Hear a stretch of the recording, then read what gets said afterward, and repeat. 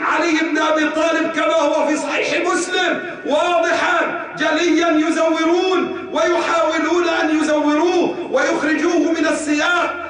أمر معاوية سعدا، يقول لك أمر معاوية سعدا، أمره ما لك لا تسب أبا تراب، يحرف العبارة، يقول لك يا وانت ما بتسبش ليه؟ في نفس الحديث سهل بن سعد في صحيح مسلم، مروان بن الحكم يأمر سهل بن سعد أمره أن يسب علي بن أبي طالب.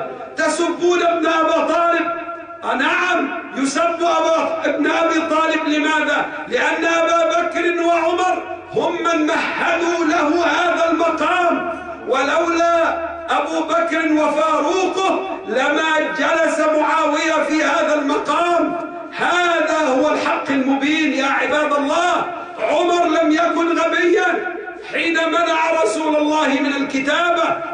اقرأوا في البخاري ومسلم، يقول سفيان بن عيينة إن النبي أراد حين قال ائتوني بقرطاس وإداوة أكتب لكم كتابا لا تضل بعدي أبدا، ومنعه عمر وقال حسبنا كتاب الله، وما باله يهجر، غلبه الوجع، خرف، هزي، لا يعرف ما يقول. يقول سفيان بن عيينة أراد أن يسمي أسماء الخلفاء. وغيره في النووي شرح صحيح مسلم يقول إن النبي أراد أن ينص على اسم الخليفة. إذن المسألة يا عباد الله واضحة جلية، لكن النووي يزور فيقول هذا من دقيق فقه عمر وقوة نظره، لأن عمر خشي أن يكتب رسول الله شيئا فلا تتبعه الأمة فتهلك.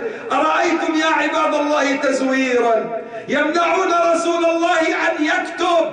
هيقول لك طب يعني النبي ما كتبش قبلها ليه؟ يا سيدي ما النبي على 100 مرة، ما الصحابة عارفين ان النبي هيموت وعلي هو الخليفة، وقال له انت مني بمنزلة هارون من موسى، وقال من كنت مولاه فعلي مولاه، وقال وهو وليكم من بعد، وقال لعيلته في الاول لما ربنا انزل وانذر عشيرتك الاقربين، قال لعيلته من يخلفني في قومي، من يكون وزيري ووصي وخليفتي في قومي من بعدي.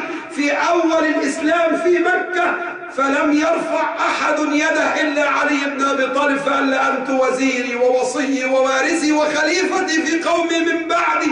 فبيقول لك اتنوروا على أبو طالب وقالوا له انظر أمرك أن تسمع لابنك وتطيع. هذه القضايا يا عباد الله، أن نعود لآل محمد يا من يسائل دائما عن كل معضلة سخيفة، لا تكشفن موطئا فلربما كشفت جيفة، إن الجواب لحاضر لكنني أخفيه خيفة، لولا اعتذار رعية ألقى سياسة الخليفة لنشرت من أسرار آل محمد جملا طريفة تغنيكم عما رواه مالك وأبو حنيفة، وأريتكم أن الحسين أصيب من يوم السقيفة.